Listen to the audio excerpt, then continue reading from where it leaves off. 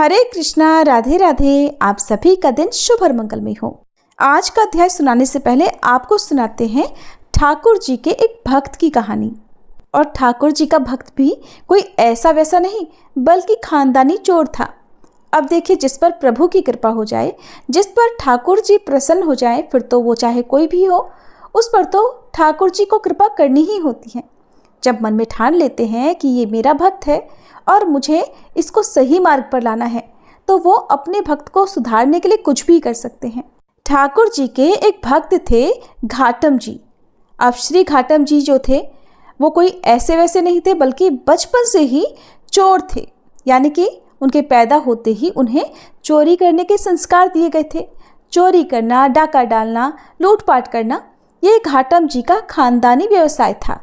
यानी कि घाटम जी के दादा परदादा सब कोई चोर डकैत थे। जाने माने चोर डकैत, किसी को नहीं छोड़ते थे, चाहे कोई भी उनके रास्ते में आ जाए। उन्होंने कभी 1 रुपए की चीज़ तक बाजार से नहीं खरीदी। जितना भी सामान उनके घर पर था वो सब लूटपाट का था। यहाँ तक कि उनके घर में कभी खाना तक नहीं बना, कभी भोजन नहीं बना। क्यों? क्योंकि वो भोजन तक दूसरों के घर से चुरा कर खाया करते थे। तो ऐसा पेशा था घाटम जी का।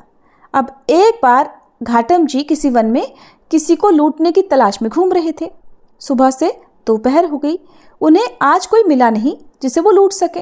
भटकते भटकते उन्हें भूख प्यास भी लगने लगी। अब आपके मन में एक प्रश्न भी उठ रहा होगा कि आखिरकार एक चोर को इतना सम्मान देकर क्यों पुकारा जा रहा है और वो ठाकुर जी का इतना प्रिय भक्त क्यों था। तो देखिए, एक बार वो जो घाटम जी थे वो एक वन में घूम रहे थे। सोच रहे थे कि दिन भर से भूखा प्यासा हूँ, आज तो कोई ऐसा व्यक्ति भी नहीं आया जिसके पास भोजन हो। कुछ भोजन पा लिया जाता तो मेरा पेट भर जाता। अब भटकते भटकते वो घने जंगल में पहुंच गए। उन्होंने देखा कि किसी वृक्ष के नीचे आंसू बहाते हुए कोई संत महाराज बैठे हुए हैं। वो संत भगवान के ध्यान में मगन थे।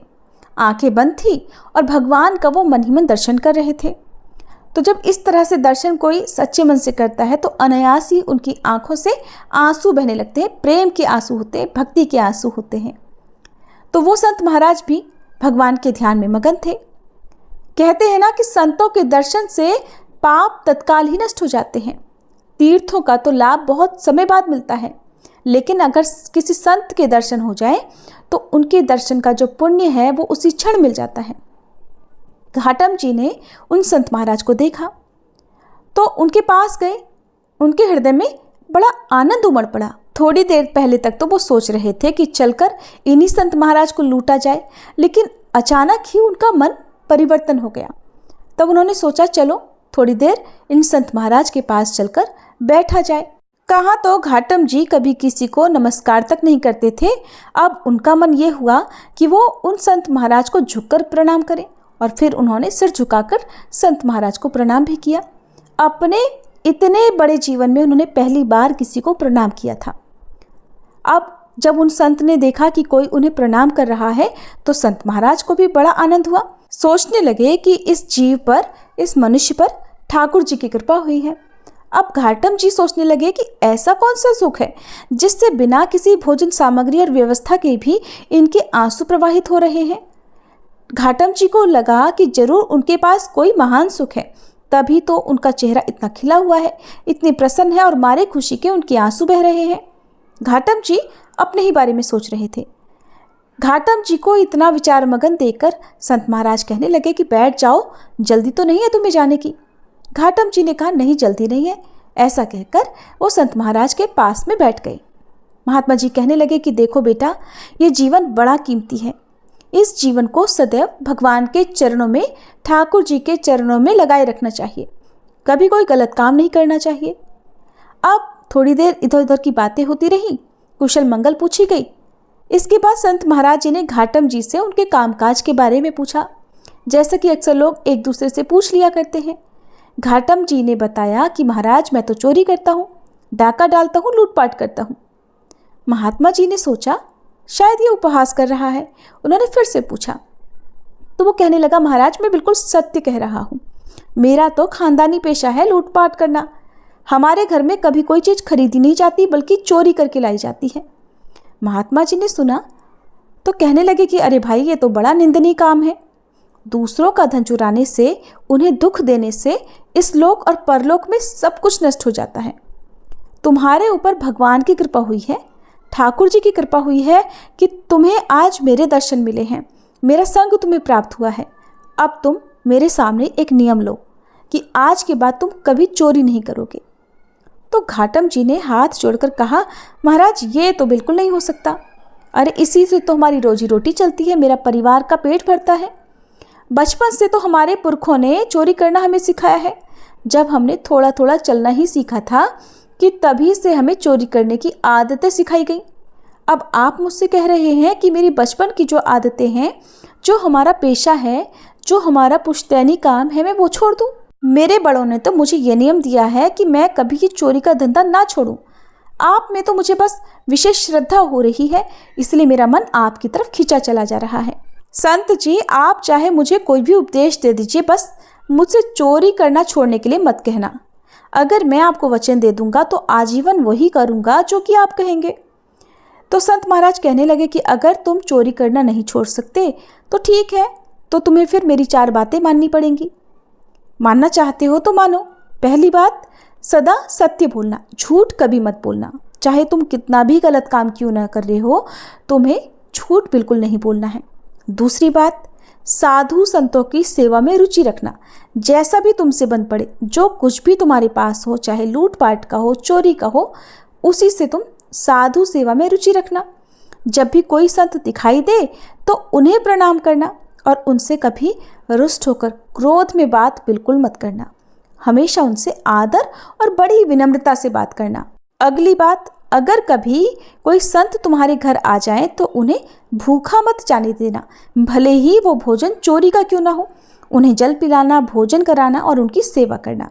अगली बात, आज के बाद बिना ठाकुर जी को भोग लगाए कभी भी ना तो जल पीना और ना ही खुद भोजन करना। चौथी बात, अगर कहीं भी ठाकुर जी की आरती हो रही हो तो बिना दर्शन किए वहाँ से मत जाना, पीठ फेर कर बिल्कुल मत जाना। घाटम जी को संत महाराज की ये बातें पसंद आई। पसंद इसलिए आई क्योंकि उन्होंने उससे चोरी करना बंद करने के लिए बिल्कुल नहीं कहा था, बल्कि अन्य उपदेश ही दिए थे जो कि उसके लिए करने बहुत आसान थे। उसे तो चोरी छोड़ना बड़ा मुश्किल काम लग रहा था। तब उसने संत महाराज जी को प्रणाम किया और जीवन भर उन 4 बातों का पालन करने का वचन भी दे दिया। इसके बाद घाटम जी संत महाराज को प्रणाम करके अपने घर आ गए। अब घाटम जी लूटपाट करके धन लाते, उस धन से साधु सेवा करते, उसके बाद जो बच जाता उससे अपने परिवार को पालते। एक दिन साधु संतों की एक मंडली उनके घर आई तो उन्होंने उठकर तुरंत ही उन संतों को दंडवत प्रणाम किया, क्योंकि उन साधु संत महाराज ने कहा जो था। और उसके बाद सभी को बैठने के लिए सुंदर आसन भी दिए। अब उन्होंने देखा कि घर में इन साधु संतों को देने के लिए कुछ तो भोजन है नहीं, कहाँ से ला कर दूँ। तो घाटम जी ने बाजार जाकर दुकानदारों से थोड़ा उधार मांगने का प्रयास किया, लेकिन दुकानदार तो उन्हें अच्छे से जानते थे। दुकानदारों ने साफ मना कर दिया। उस समय गेहूं की फसल की कटाई चल रही थी। खेतों में गेहूं के ढेर लगे हुए थे और जो किसान लोग थे वो थक हार कर अपने घर पर सो रहे थे। तो घाटम जी ने क्या किया कि एक बड़ी सी चद्दर लेकर पहुंच गए खेत में और जल्दी से गेहूं भर कर ले आए। फिर गेहूं पीस कर उन्होंने संतों के भोजन की व्यवस्था की। घाटम जी बड़े तंदुरुस्त थे, चलने के कारण खेत में उनके पैरों के निशान बन गए। अब साधु संत जनों को भोजन कराते समय घाटम जी सोच रहे थे कि अब तो वो पक्का फंसेंगे, क्योंकि जब वो किसान जागेंगे तो पैरों के निशान खेत में उन्हें दिखाई देंगे। उन्हें सारी बात समझ में आ जाएगी कि ये तो घाटम के पैरों के निशान हैं। अब जैसे जैसे वो संतजन भोजन ग्रहण कर रहे थे वैसे ही बड़ी धूल भरी आंधी चली और बारिश हो गई। अब चमत्कार देखिए, घाटम जी के पैरों के निशान जो वो खेत में छोड़ आए थे, खेत में जो निशान पड़ गए थे वो बारिश होने के कारण सब के सब मिट गए। अब तो ये बात देखकर घाटम जी को ये विश्वास हो गया कि साधु संतों की सेवा कभी उन्हें फंसने नहीं देगी, चाहे वो कितनी भी बड़ी चोरी क्यों ना कर ले, कितना भी बड़ा डाका क्यों ना डाल ले। ये बात जानकर उनके हृदय में बड़ा आनंद हुआ। साधु संतों के प्रति सेवा की जो उनके मन में श्रद्धा थी वो और बढ़ गई। अब एक बार की बात है, कोई उत्सव हो रहा था तो घाटम जी सोचने लगे कि गुरुदेव के पास चलते हैं, लेकिन गुरुदेव के पास खाली हाथ तो जाऊंगा नहीं, क्या लेकर जाऊं। उन्हें लगा कि उत्सव है तो गुरुदेव के पास कुछ तो सेवा पहुंचनी चाहिए। उनके पास तो एक भी पैसा नहीं था। अब उन्होंने सोचा कि चलो सेवा ही तो करनी है, और गुरुदेव ने चोरी करने से मना भी नहीं किया है। उन्होंने तो कहा है सेवा करो, चाहे चोरी करो, डाका डालो। तो अब घाटम जी सोचने लगे कि चलो आज रात में चोरी की जाए और जो कुछ भी मिलेगा उसे सुबह गुरुदेव को अर्पण कर देंगे। अब घाटम जी ने एक सिपाही का वेश बनाया और महाराज के अस्तबल में घुस गए। अस्तबल में खटपट की आवाज होने पर पहरेदार ने आवाज लगाई कि अरे भाई कौन है। अब गुरुदेव ने घाटम जी को एक बात बोली थी कि तुम कभी झूठ मत बोलना, चाहे कितनी भी मुश्किल में फंसे हो, सच बोलना। चोरी कर रहे हो, डाका डाल रहे हो, कितना भी गलत काम क्यों ना कर रहे हो, उस समय भी तुम्हें सच बोलना है। पकड़े जाने के डर से या कहीं से भागने के डर से भी कभी झूठ मत बोलना। गुरुदेव की आज्ञा तो माननी थी, क्योंकि गुरुदेव को घाटम जी ने वचन जो दे रखा था। तो गुरुदेव की सत्य बोलने की आज्ञा मानते हुए घाटम जी ने वहीं से आवाज़ लगाई कि अरे भाई मैं चोर हूँ। मैं चोर हूँ? पहरेदार ने सोचा कि अगर चोर होगा तो थोड़ी बोलेगा कि मैं चोर हूँ। पहरेदार को लगा ये तो कोई राजा का खास आदमी है, तभी तो ये हास परिहास में बिना डरे कह रहा है कि मैं चोर हूँ। अब सिपाही के वेश में घाटम जी ने राजा के अस्तबल में जो घोड़े बंधे हुए थे, उन घोड़े में से एक बढ़िया घोड़ा लिया और उस पर सवार होकर वहां से चल दिए। उनकी वेशभूषा को देखकर पहरेदारों ने पहले की तरह उन्हें बिल्कुल नहीं रोका। पहरेदार सोचने लगे कि एक आदमी इतना निर्भीक होकर बिना डरे हुए राजा के अस्तबल में चला गया और बिल्कुल जो सबसे सुंदर, सबसे बढ़िया घोड़ा था उसे लेकर जा रहा है। ऐसा तो कोई सामान्य व्यक्ति कर ही नहीं सकता। हो न हो ये तो महाराज जी का ही कोई खास व्यक्ति होगा। अब घाटम जी उस घोड़े पर सवार होकर वहां से चल पड़े।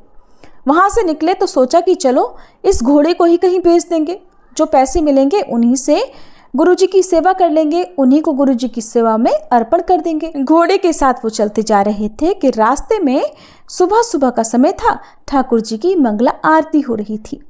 अब उन्होंने सोचा कि गुरुजी की ये भी तो आज्ञा है कि अगर कहीं आरती हो रही हो तो दर्शन जरूर करना, ऐसी जगह से पीठ फेर कर कभी मत जाना। तो उन्होंने घोड़े को वहीं एक पेड़ से बांध दिया और आरती के दर्शन करने के लिए मंदिर के अंदर चले गए। उधर पहरेदारों ने जब सोचा कि राजा को कोई आदमी होता तो सबको तो सूचना मिली होती। अब उन्हें समझ में आया कि वास्तव में वो तो चोर ही था, सच बोल रहा था और हमने उसके धोखे में आकर उसे जाने दिया। अब राजा के जो सैनिक थे वो चोर और घोड़े का पीछा करने लगे और उसी जगह पर आ गए जहां पेड़ से घोड़ा बांधकर घाटम जी अंदर आरती के दर्शन करने गए थे। सिपाहियों ने इधर उधर नजरें घुमाई तो घाटम जी तो उन्हें कहीं नजर नहीं आए, बल्कि घोड़ा जरूर नजर आया। घोड़ा वही था, कदकाठी वही थी, लेकिन ये बड़ा आश्चर्य था कि उसका रंग बदल गया था।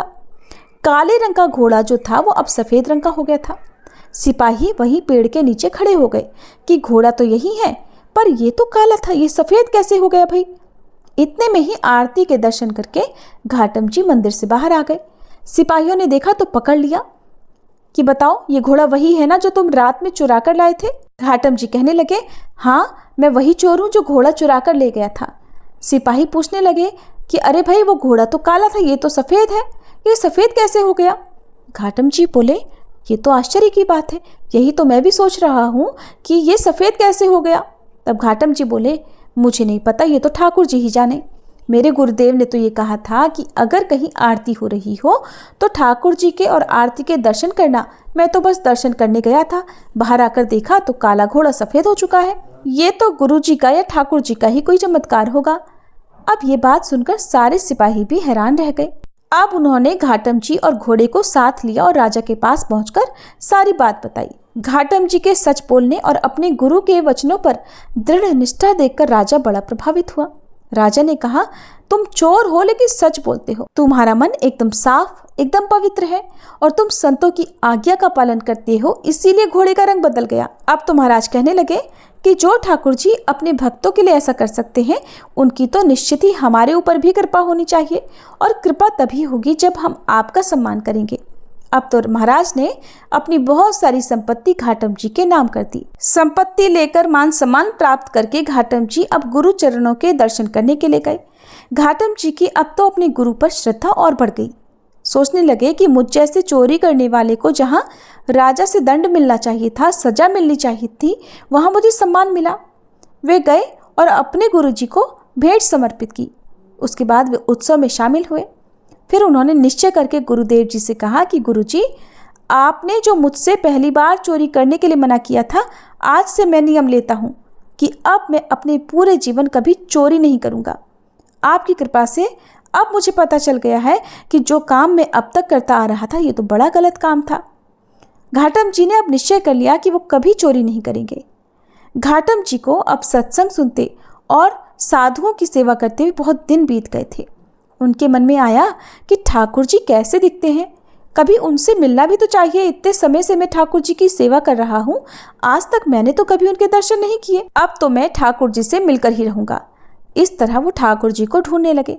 ठाकुर जी कहीं नहीं मिले तो घाटम जी को अब गुस्सा आ गया। एक दिन उन्होंने ठाकुर जी से बड़ा नाराज होकर कहा, ठाकुर जी एक बात तो बताइए, पहले मैं बिना स्नान किए भोजन पाता था, अब मैं आपके लिए स्नान करने के बाद भोजन पाता हूँ और पहले आपको अर्पित करता हूँ, उसके बाद स्वयं खाता हूँ। पहले मैं कभी कंठी माला नहीं पहनता था, कभी तिलक नहीं लगाता था, पूजा नहीं करता था। अब मैं आपके लिए अपने गले में कंठी भी धारण करता हूँ, माथे पर तिलक भी लगाता हूँ। किसके लिए करता हूँ ठाकुर जी? आपके लिए ही तो ना, आपको प्राप्त करने के लिए ही तो करता हूँ। प्रभु जी, मैं इतने समय से ये सब कर रहा हूँ, आप मेरे लिए क्या कर रहे हैं बताइए। अब आप मुझे ये बताइए कि आप मुझे कब दर्शन देंगे। वो मन ही मन ठाकुर जी से बात कर रहे थे कि इतनी ही देर में उनकी बात सुनकर ठाकुर जी तत्काल ही प्रकट हो गए। अब जिस पर ठाकुर जी की कृपा हुई हो, भला वो भवसागर के बंधन में बंधा रह सकता है क्या?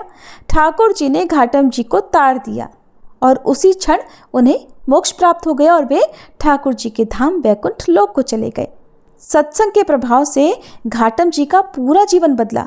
कहाँ तो वे पहले बचपन से ही चोरी करते थे, हर समय ये सोचा करते थे कि आज कहाँ जाकर चोरी करनी है, आज किसको लूटना है, कहाँ से भोजन चुराना है, कहाँ से सोना चांदी लूटना है।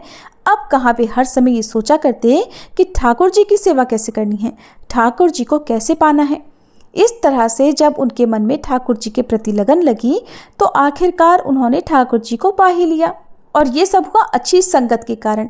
अगर साधु संत जनों के सत्संग में रहेंगे तो इसी तरह से भगवान को पाने की हमारे मन में जो इच्छा है, जो लगन है, वो और बढ़ जाएगी। इस संसार से, मोह माया से हमारा जो पिंड है वो छूटेगा, मोह माया के बंधन कटेंगे और ठाकुर जी की कृपा से हमें भी वैकुंठ लोक की प्राप्ति होगी। अब सुनिए आज का अध्याय। आज की कथा में जानिए वैशाख मास की अक्षय तृतीया और द्वादशी की महत्ता, द्वादशी के पुण्यदान से एक कुतिया के उद्धार और वैशाख मास की अंतिम 3 तिथियों की महत्ता के बारे में। श्रुतदेव जी कहते हैं, जो मनुष्य अक्षय तृतीया को सूर्योदय काल में प्रातः स्नान करते हैं और भगवान विष्णु की पूजा करके कथा सुनते हैं, वे मोक्ष के भागी होते हैं। जो उस दिन श्री मधुसूदन की प्रसन्नता के लिए दान करते हैं, उनका वह पुण्य कर्म भगवान की आज्ञा से अक्षय फल देता है। वैशाख मास की पवित्र तिथियों में शुक्ल पक्ष की द्वादशी सभी पाप राशि का विनाश करने वाली है। शुक्ला द्वादशी को योग्य पात्र के लिए जो अन्न दिया जाता है, उसके एक एक दाने में कोटि कोटि ब्राह्मण भोजन का पुण्य होता है। शुक्ल पक्ष की एकादशी तिथि में जो भगवान विष्णु की प्रसन्नता के लिए जागरण करता है, वह जीवन मुक्त होता है। जो वैशाख की द्वादशी तिथि को तुलसी के कोमल दलों से भगवान विष्णु की पूजा करता है, वह पूरे कुल का उद्धार करके बैकुंठ लोक का अधिपति हो जाता है। जो मनुष्य त्रयोदशी तिथि को दूध, घी, शक्कर और मधु, इन 5 द्रव्यों से भगवान विष्णु की प्रसन्नता के लिए उनकी पूजा करता है और जो पंचामृत से भक्ति पूर्वक श्री हरि को स्नान कराता है, वह संपूर्ण कुलों का उद्धार करके भगवान विष्णु के लोक में प्रतिष्ठित होता है। त्रयोदशी तिथि को जो सायंकाल में भगवान शिव की प्रसन्नता के लिए शरबत देता है, वह अपने पुराने पाप को शीघ्र ही त्याग देता है। वैशाख शुक्ल द्वादशी में मनुष्य जो कुछ भी पुण्य कर्म करता है, वह सब कुछ अक्षय फल देने वाला होता है। प्राचीन काल में काश्मीर देश में देवव्रत नामक एक ब्राह्मण थे। उनके सुंदर रूप वाली एक कन्या थी जो कि मालिनी के नाम से प्रसिद्ध थी। ब्राह्मण ने उस कन्या का विवाह सत्यशील नामक बुद्धिमान ब्राह्मण के साथ कर दिया। मालिनी कुमार्ग पर चलने वाली पुंस चली होकर बड़ी स्वच्छंदता से इधर उधर रहने लगी। वह केवल आभूषण धारण करने के लिए ही पति का जीवन चाहती थी। ना तो वह अपने पति से प्रेम करती, ना ही उसका हित चाहती थी। उसी के घर में कामकाज करने के बहाने उसका उपपति भी रहा करता था। सभी जाति के मनुष्य जार के रूप में उसके यहाँ ठहरते थे। वह कभी भी अपने पति की आज्ञा का पालन नहीं करती थी। इसी दोष से उसके सभी अंगों में कीड़े पड़ गए, जो काल अंत और यम की तरह उसकी हड्डियों को भी छेदे डालते थे। उन कीड़ों से उसकी नाक, जिह्वा और कानों का उच्छेद हो गया। स्तन तथा अंगुलियां गल गईं और उनमें पंगुता भी आ गई। इन सभी क्लेशों से मृत्यु को प्राप्त होकर वह नरक की यातनाएं भोगने लगी। 1,50,000 वर्षों तक वह तांबे के भांड में रखकर जलाई गई। 100 बार उसे कुत्ते की योनि में जन्म लेना पड़ा। इसके बाद सौवीर देश में पद्मबंधु नामक ब्राह्मण के घर में वह अनेक दुखों से घिरी हुई कुतिया बनी। उस समय भी उसके कान, नाक, पूंछ और पैर कटे हुए थे। उसके सिर में कीड़े पड़ गए थे और योनि में भी कीड़े भरे रहते थे। राजन, इस प्रकार 30 वर्ष बीत गए। एक दिन वैशाख के शुक्ल पक्ष की 12वीं तिथि को पद्मबंधु का पुत्र नदी में स्नान करके पवित्र होकर भीगे ही वस्त्रों से घर आया। उसने तुलसी की वेदी के पास जाकर अपने पैर धोए। दैव योग से वह कुतिया उसी वेदी के नीचे सोई हुई थी। सूर्योदय से पहले का समय था। ब्राह्मण कुमार के चरणोदक से वह नहा गई और तत्काल ही उसके सारे पाप नष्ट हो गए। फिर तो उसी क्षण उसे अपने पूर्व जन्मों का स्मरण हो आया। पहले कर्मों की याद आने से वह कुतिया तपस्वी के पास जाकर दीनतापूर्वक पुकारने लगी कि हे मुने, आप मेरी रक्षा करें। उसने पद्मबंधु मुनि के पुत्र से अपने पूर्व जन्म के दुराचार पूर्ण सारे वृतांत कह सुनाए और कहने लगी कि हे ब्राह्मण, जो कोई भी दूसरी युवती पति के ऊपर वशीकरण का प्रयोग करती है, वह दुराचारिणी मेरी ही तरह तांबे के पात्र में पकाई जाती है। पति स्वामी है, पति गुरु है और पति ही उत्तम देवता है। साध्वी स्त्री उस पति का अपराध करके भला कैसे छुपा सकती है? पति का अपराध करने वाली स्त्री सैकड़ों बार तिर्यक योनि अर्थात पशु पक्षियों की योनियों में और अरबों बार कीड़े की योनि में जन्म लेती है। इसलिए स्त्रियों को सदैव अपने पति की आज्ञा का पालन करना चाहिए। ब्राह्मण, आज मैं आपकी दृष्टि के सामने आई हूं। अगर आप मेरा उद्धार नहीं करेंगे तो मुझे फिर से इसी यातनापूर्ण घृणित योनि का दर्शन करना पड़ेगा। इसलिए ही विप्रवर, मुझ पापचारिणी को विशाख शुक्ल पक्ष में अपना पुण्य प्रदान करके उबार लीजिए। आपने जो पुण्य की वृद्धि करने वाली 12वीं की है, उसमें स्नान, दान और अन्न भोजन कराने से जो पुण्य हुआ है, उससे मुझ दुराचारिणी का भी उद्धार हो जाएगा। महाभाग, हे दीनवत्सल, मुझ दुखिया के प्रति कुछ दया कीजिए। आपके स्वामी जगदीश्वर जनार्दन दीनों के रक्षक हैं। उनके भक्त भी उन्हीं के समान होते हैं। दीनवत्सल, मैं आपके दरवाजे पर रहने वाली कुतिया हूँ। मुझ दीना के प्रति दया कीजिए, मेरा उद्धार कीजिए। अंत में मैं आप द्विजेंद्र को नमस्कार करती हूँ। उसका वचन सुनकर मुनि के पुत्र ने कहा, कुतिया, सभी प्राणी अपने किए हुए कर्मों के फल स्वरूप ही दुख और सुख भोगते हैं। जैसे सांप को दिया हुआ शक्कर मिश्रित दूध केवल विष को ही बढ़ाता है, उसी प्रकार पापी को दिया हुआ पुण्य भी केवल उसके पाप में ही वृद्धि करेगा। मुनि कुमार के ऐसा कहने पर कुतिया दुख में डूब गई। फिर उसके पिता के पास जाकर बड़े करुण स्वर से क्रंदन करती हुई बोली, हे पद्मबंधु बाबा, मैं आपके दरवाजे की कुतिया हूँ। मैंने सदा आपकी जूठन खाई है, मेरी रक्षा करो, मुझे बचा लो। गृहस्थ महात्मा के घर पर जो भी पालतू जीव रहते हैं, उनका भी उद्धार करना चाहिए, ऐसा वेद वेत्ताओं का कहना है। चांडाल, कौवे, कुत्ते ये प्रतिदिन गृहस्थों के दिए हुए टुकड़े ही खाते हैं, इसलिए ये भी उनकी दया के पात्र हैं। जो अपने ही पाले हुए रोग आदि से ग्रस्त और असमर्थ प्राणी का उद्धार नहीं करता, वह घोर नरक में पड़ता है। ये विद्वानों का मानना है। संसार की सृष्टि करने वाले भगवान विष्णु एक को कर्ता बनाकर खुद ही पत्नी, पुत्र आदि के व्याज से समस्त जंतुओं का पालन करते हैं। इसलिए अपने पोष्य वर्ग की भी रक्षा करनी चाहिए, ऐसी भगवान की आज्ञा है। दयालु होने के कारण आप मेरा उद्धार कीजिए। दुख से आतुर हुई उस कुतिया की बात सुनकर घर में बैठा हुआ मुनिपुत्र तुरंत घर से बाहर निकला। इसी समय दयानिधान पद्मबंधु ने कुतिया से पूछा कि ये सारा क्या वृतांत है। तब पुत्र ने सारा समाचार कह सुनाया। उसे सुनकर पद्मबंधु बोले, बेटा, तुमने कुतिया से ऐसा वचन क्यों कहा? साधु पुरुषों के मुंह से कभी ऐसी बात नहीं निकलती। वत्स, देखो तो, सब लोग दूसरों का उपकार करने के लिए सदा तत्पर रहते हैं। चंद्रमा, सूर्य, वायु, रात्रि, अग्नि, जल, चंदन, वृक्ष और साधु पुरुष सदा ही दूसरों की भलाई में लगे रहते हैं। दैत्यों को महाबली जानकर महर्षि दधीची ने देवताओं का उपकार करने के लिए ही दयापूर्वक उन्हें अपने शरीर की हड्डियां दे दी थी। महाभाग, पूर्व काल में राजा शिवी ने कबूतर के प्राण बचाने के लिए भूखे बाज को अपना शरीर का मांस दे दिया था। पहले इस पृथ्वी पर जीमूतवाहन नामक राजा हुए हैं। उन्होंने एक सांप के प्राण बचाने के लिए महात्मा गरुड़ को अपना जीवन तक समर्पित कर दिया था। इसलिए विद्वान ब्राह्मण को दयालु होना चाहिए। क्या इंद्रदेव शुद्ध स्थान में ही वर्षा करते हैं, अशुद्ध स्थानों में जल नहीं बरसाते? क्या चंद्रमा चांडालों के घर में प्रकाश नहीं करते? इसलिए बार बार प्रार्थना करने वाली इस कुतिया को मैं अपने पुण्यों से उद्धार करूंगा। इस प्रकार अपने पुत्र की मान्यताओं का निराकरण करके परम बुद्धिमान पद्म बंधु ने संकल्प किया कि कुतिया, ले, मैंने द्वादशी का महापुण्य तुझे दे दिया।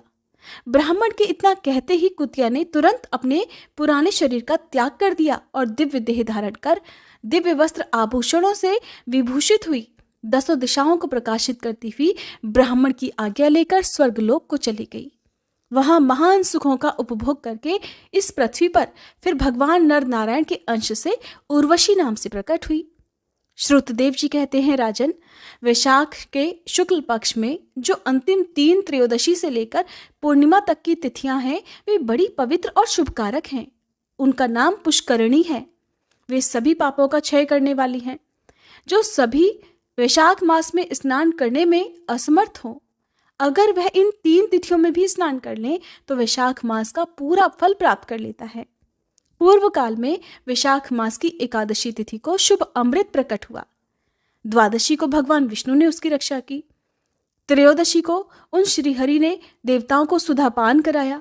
चतुर्दशी को देव विरोधी दैत्यों का संहार हुआ और पूर्णिमा के दिन सभी देवताओं को उनका साम्राज्य प्राप्त हो गया। इसलिए देवताओं ने संतुष्ट होकर इन 3 तिथियों को वर दिया कि वैशाख मास की ये अंतिम 3 शुभ तिथियां मनुष्य के सभी पापों का नाश करने वाली तथा उन्हें पुत्र पौत्र आदि फल देने वाली होंगी।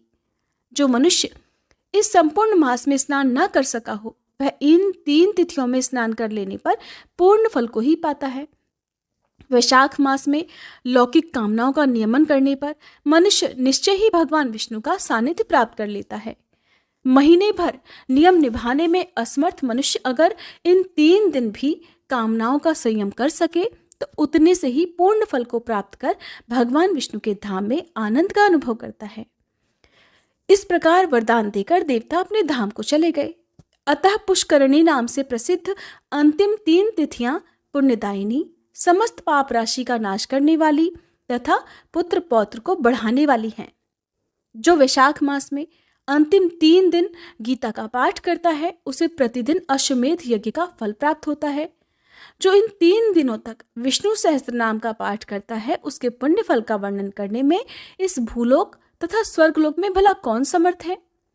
पूर्णिमा को सहस्त्र नामों के द्वारा भगवान मधुसूदन को दूध से स्नान कराकर मनुष्य पापहीन वैकुंठ धाम में जाता है। वैशाख मास में प्रतिदिन भगवत के आधे या चौथाई श्लोक का पाठ करने वाला मनुष्य ब्रह्म भाव को प्राप्त होता है। जो वैशाख मास के अंतिम 3 दिनों में भागवत शास्त्र का श्रवण करता है, वह जल से कमल के पत्ते की तरह कभी पापों में लिप्त नहीं होता। इन 3 दिनों के सेवन से कितने ही मनुष्यों ने देवत्व प्राप्त कर लिया, कितने ही सिद्ध हो गए और कितनों ने ही ब्रह्मत्व पा लिया। ब्रह्म ज्ञान से मुक्ति होती है, या फिर प्रयाग में मृत्यु होने से या वैशाख मास में नियम पूर्वक प्रातःकाल जल में स्नान करने से ही मोक्ष की प्राप्ति होती है। इसलिए वैशाख मास के अंतिम 3 दिनों में स्नान, दान और भगवान का पूजन आदि अवश्य करना चाहिए। वैशाख मास के उत्तम महात्म्य का पूरा वर्णन रोग शोक से रहित जगदीश्वर भगवान नारायण के सिवा दूसरा कौन कर सकता है। तुम भी वैशाख मास में दान आदि उत्तम कर्म का अनुष्ठान करो, इससे निश्चय ही तुम्हें भोग और मोक्ष की प्राप्ति होगी। इस प्रकार मिथिलापति जनक को उपदेश देकर श्रुतदेव जी ने उनकी अनुमति लेकर वहां से जाने का विचार किया। तब राजर्षि जनक ने अपने अभ्युदय के लिए उत्तम उत्सव कराया और श्रुतदेव जी को पालकी पर बिठाकर विदा कर दिया। वस्त्र, आभूषण, गऊ, भूमि, तिल और स्वर्ण आदि से उनकी पूजा और वंदना करके राजा ने उनकी परिक्रमा की। इसके बाद उनसे विदा होकर महातेजस्वी और परम यशस्वी श्रुतदेव जी संतुष्ट होकर प्रसन्नतापूर्वक वहां से अपने स्थान को चले गए। राजा ने वैशाख धर्म का पालन करके फिर अंत में मोक्ष प्राप्त कर लिया। नारद जी कहते हैं, हे अम्बरीश, यह उत्तम उपाख्यान मैंने तुम्हें सुनाया है, जो कि सभी पापों का नाशक और संपूर्ण संपत्तियों को देने वाला है। इससे मनुष्य भुक्ति, मुक्ति, ज्ञान और मोक्ष प्राप्त कर लेता है। नारद जी का यह वचन सुनकर महायशस्वी राजा अम्बरीश मन ही मन बहुत प्रसन्न हुए। उन्होंने बाह्य जगत के व्यापारों से निवृत्त होकर मुनि को साष्टांग प्रणाम किया और अपने संपूर्ण वैभवों से उनकी पूजा की। इसके बाद उनसे विदा लेकर देवर्षि नारद जी दूसरे लोक में चले गए, क्योंकि दक्ष प्रजापति के शाप से वे एक स्थान पर नहीं ठहर सकते थे। राजर्षि अम्बरीश भी नारद जी के बताए हुए सब धर्मों का अनुष्ठान करके निर्गुण परब्रह्म परमात्मा में विलीन हो गए। जो भी इस पापनाशक और पुण्यवर्धक उपाख्यान को सुनता अथवा पढ़ता है, वह भी परम गति को प्राप्त होता है। हरे कृष्ण। आज की कथा में बस इतना ही। इसके आगे की कथा आप सभी कल की वीडियो में ज़रूर सुनिएगा।